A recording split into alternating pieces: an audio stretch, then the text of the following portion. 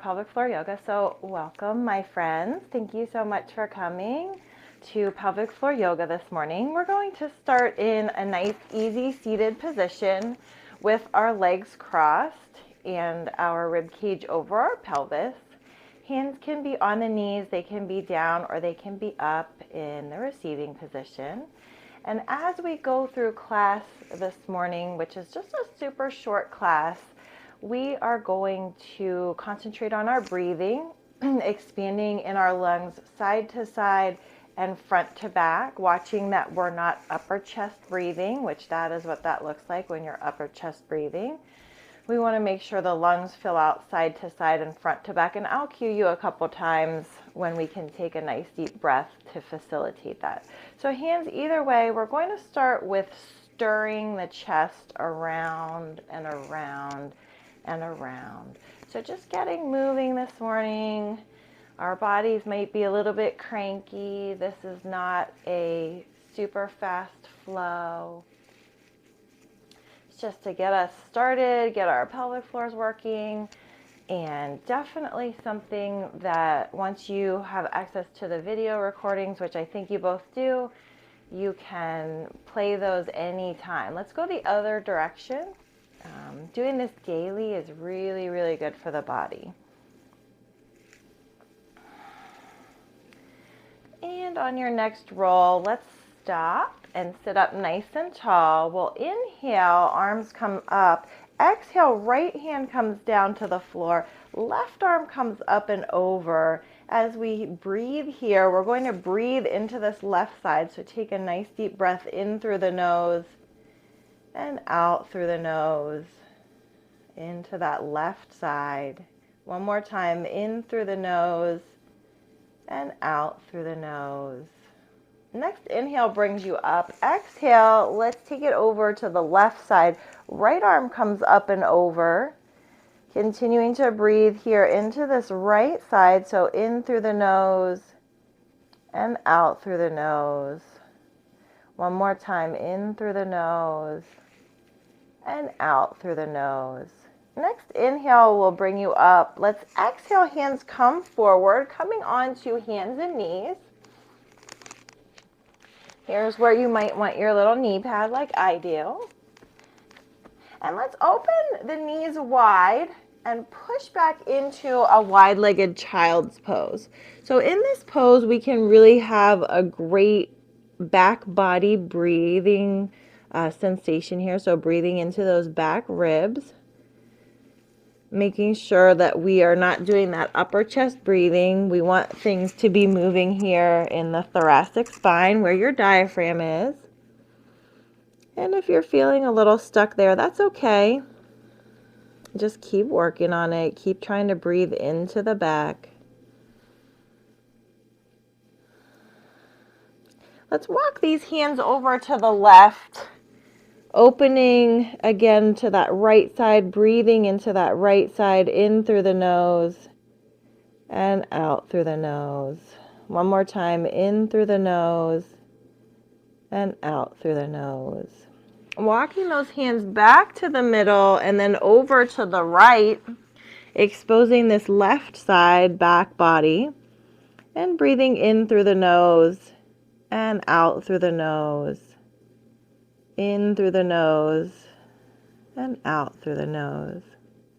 Bringing those hands back to center, coming up onto hands and knees, taking the knees under the hips, the hands underneath the shoulders. We'll do some cat-cow, so dropping the belly, pointing the hip bones down towards the floor, looking up, and we're not cranking into the neck, we're just looking up a little bit.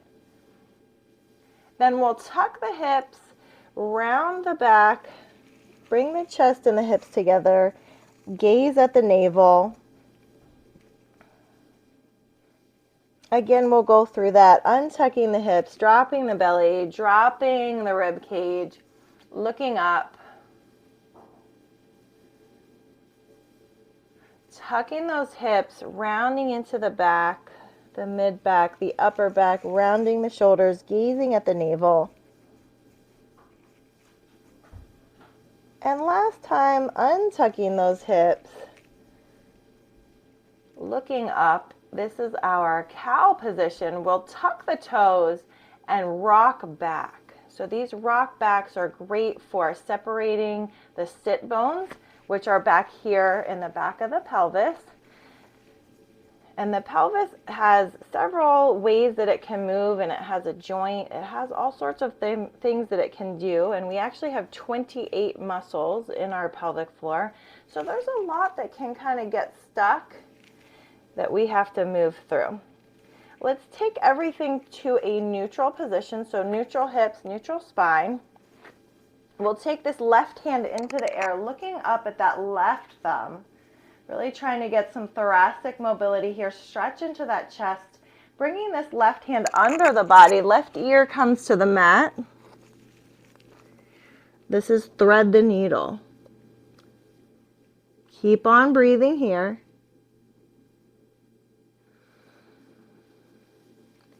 Right hand comes to the mat. Left hand comes back up, gazing at that left thumb one more time, opening into the chest. Left hand comes down to the mat. Right hand is going to come up, looking up at that right thumb, bringing that right hand underneath the body. Right ear comes down to the mat. So we have 3 key points in pelvic health. 1 is breathing, 2 is thoracic mobility, and 3 is moving the pelvis, and I like to call that moving the femur in the socket.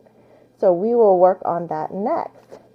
Bringing this right hand back up, all the way up, extending it up to the ceiling, and then bringing that down to the mat. We will change position here onto this left knee. Right leg will come out. So if you can't manage this, you can always sit on something. So my right toes, I don't know if you can see my right toes. What I'm going to do with my right toes is point them towards the mat and then point them towards the ceiling.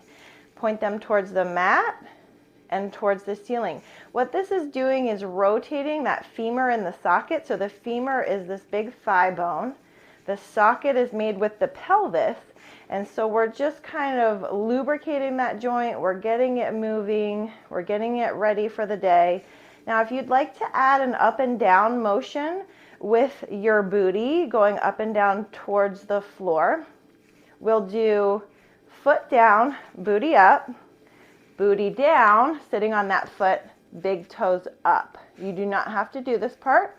Booty up, toes down. Booty down, toes up. You can just continue to move those toes up and down if you're not moving up and down on the leg.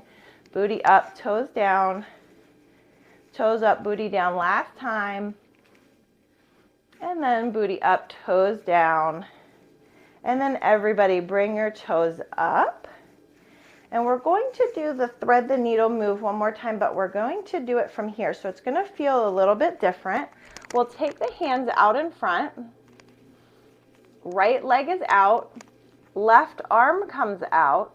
Left arm threads through, just like we did on thread the needle. Left ear comes to the mat as much as you can get it there. And you should feel an opening in the groin here.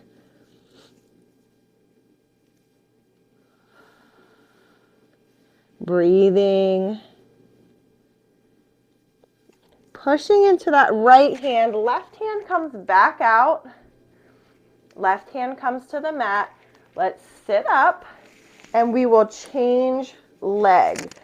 So this time, left leg is going to come out, right leg is going to be bent underneath us. And we'll start with that foot mobility. So up with the toes, down with the toes, up and down. You can continue here, or if you want to add the up and down with your booty, you can. So toe down, booty down, toe up, booty up, toe down, booty down, toe up, booty up, toe down. Last time, booty down, toe up, and booty up, toe down. Let's everybody take our toe up towards the ceiling. Hands are going to come out in front of us. Left leg is out. Right hand comes out to the side. This time, right hand threads underneath that left, bringing the ear down to the mat if you can. You don't have to. Opening up that groin here.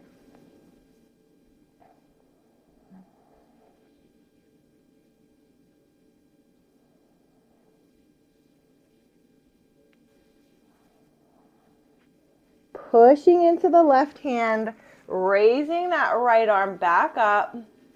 Right hand comes down to the mat, and we'll sit up. Next, we're going to bend both knees. Now, I know, Lori, you don't love to be on your knees very much, so if you wanted to do this from standing, just a wide standing, you can do this from a wide standing. It does work just a smidge better from a kneeling position, but you can get the same effect from standing. So we're standing or kneeling with legs wide. We're going to open up the perineal area. So we'll take the right arm up to the sky. Left hand is on the ground or the block. This is opening that perineal area. Legs are nice and wide. Right hand changes place with left on the floor or block. Left hand comes into the air.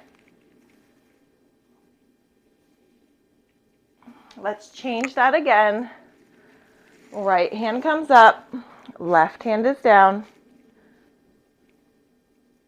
Again, right hand comes down. Left hand comes up.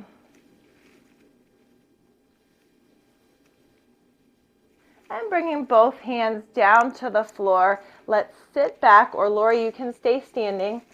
The rest of us will come into a standing position. Finish this morning with something we haven't done before. We are going to do sexy hip circles. So if you've worked out with me before for pelvic floor, you might know that I'm not a proponent of Kegels, but this move is really great.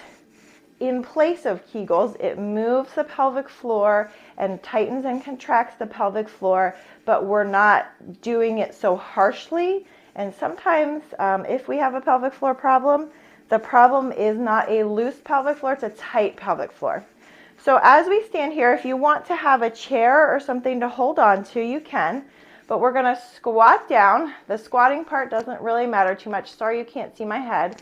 And we'll take these hips and we'll pretend like we're hula hooping. This is called sexy hip circles.